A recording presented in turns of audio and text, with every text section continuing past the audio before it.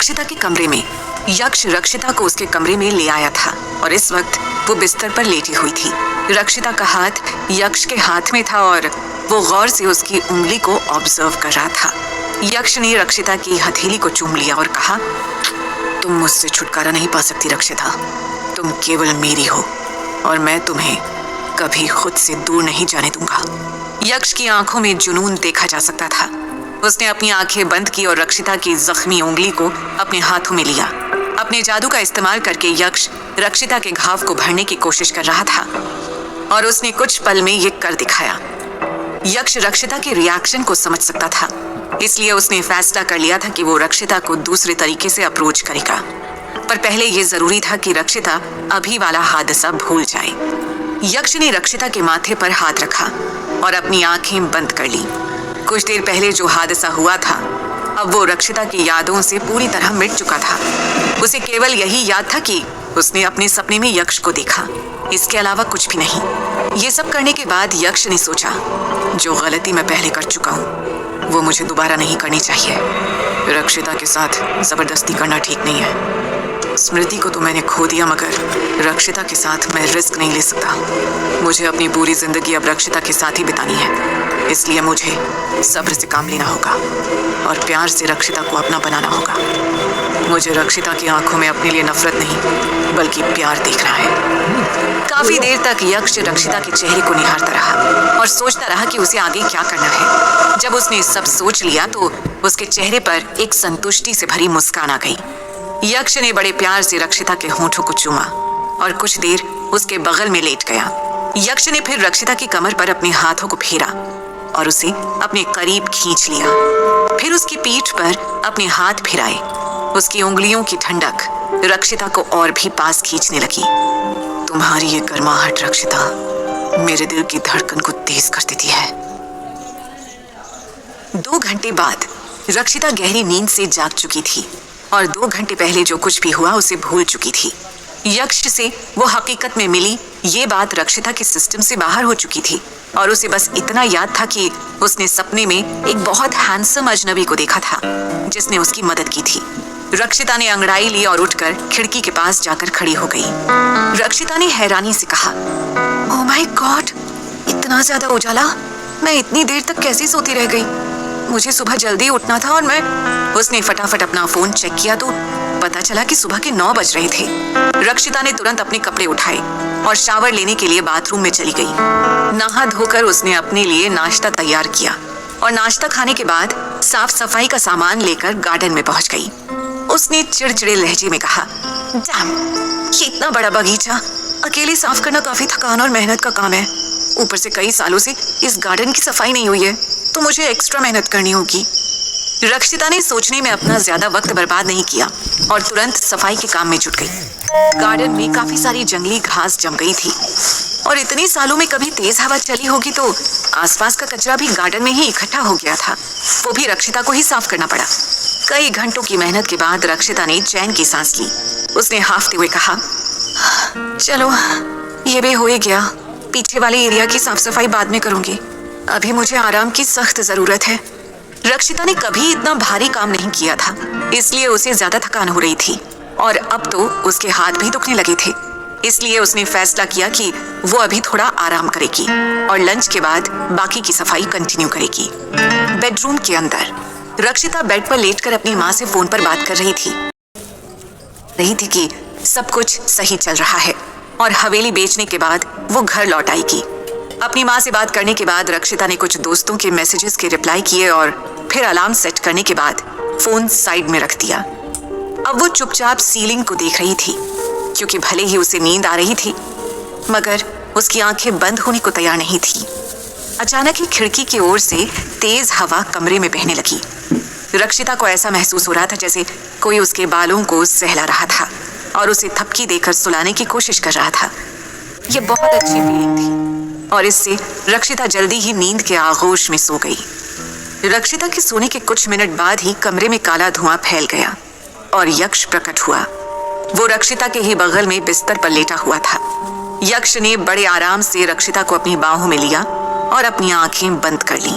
फिर उसने धीमे धीमे रक्षिता के टॉप के बटन्स को ऊपर से खोला, उसके गले पर आ रहे उसके बालों को पीछे किया और अपने हाथों से वो उसके गले के नीचे अपने हाथों को फेरने लगा। तुम कितनी गोरी हो रक्षिता, तुम्हें देखकर लगता है इतने दिन कैद में रहना भी सफल हो गया। काश तुम खुद से मान जाती तो तुम्हें यूं सुलाकर तुम्हें छूना नहीं पड़ता। इतना कहते ही अब यक्ष के हाथ रक्षिता की ट्राउजर के अंदर थे। 1 घंटे बाद अलार्म की आवाज सुनकर रक्षिता की नींद खुली। जब वो सोकर उठी तो उसे कुछ अजीब सी थकान लगी। उसने देखा तो वो खुद को काफी पसीने में भीगी हुई लगी, पर उसने इस पर ध्यान न देकर खुद को क्लीन करने का सोचा। हाथ मुंह धोने के बाद वो किचन में चली गई और अपने लिए साधारण सा खाना बनाया। बहुत सारा काम करने के कारण रक्षिता को काफी भूख लग गई थी, इसलिए उसने फटाफट अपना खाना खत्म किया और फिर बर्तन धोने के बाद बाकी की साफ सफाई करने हवेली के पीछे वाले एरिया में पहुंच गई। रक्षिता ने खुद से कहा, आगे वाला गार्डन साफ हो गया है, इसलिए अब बस ये वाला गार्डन ही साफ करूंगी। हवेली का ये वाला हिस्सा काफी सुंदर था। यहाँ एक आर्टिफिशियल वाटर फाउंटेन लगा हुआ था। पहले इस जगह पर पानी बहता था तो सब कुछ बहुत सुंदर लगता था, मगर अब पानी बिल्कुल ही सूख चुका था और फाउंटेन के आसपास जंगली घास जम चुकी थी। ये सब रक्षिता की दादी के जाने के बाद ही हुआ था, वरना ये जगह अभी भी पहले जैसी ही सुंदर होती। अब यहाँ की साफ सफाई बहुत मुश्किल थी। खर्च हो जाने के डर से रक्षिता ने मजदूरों की मदद लेना ठीक नहीं समझा। रक्षिता कुछ पल के लिए फाउंटेन के पास बैठ गई और अपने बचपन को याद करने लगी। वो 5 साल की थी जब उसने आखिरी बार इस हवेली को देखा था। उसके पापा की किसी दूसरे शहर में नौकरी लग गई थी, इसलिए वो पूरे परिवार के साथ शहर चले गए, मगर रक्षिता की दादी ने आने से इनकार कर दिया। वो हवेली को नहीं छोड़ना चाहती थी। रक्षिता जब 13 साल की हुई तब उसके पापा की एक हादसे में मौत हो गई।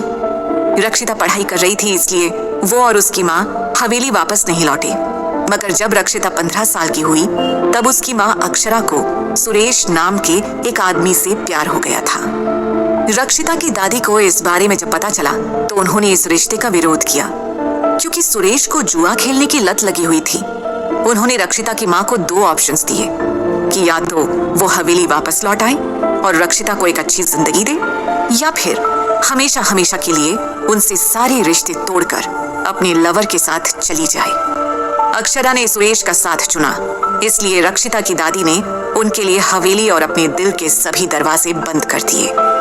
वो खुद भी हवेली को छोड़कर किसी तीर्थ स्थल में रहने चली गई थी। इसके बाद रक्षिता कभी अपनी दादी से नहीं मिली और ना ही उसने कभी हवेली में जाने के बारे में सोचा।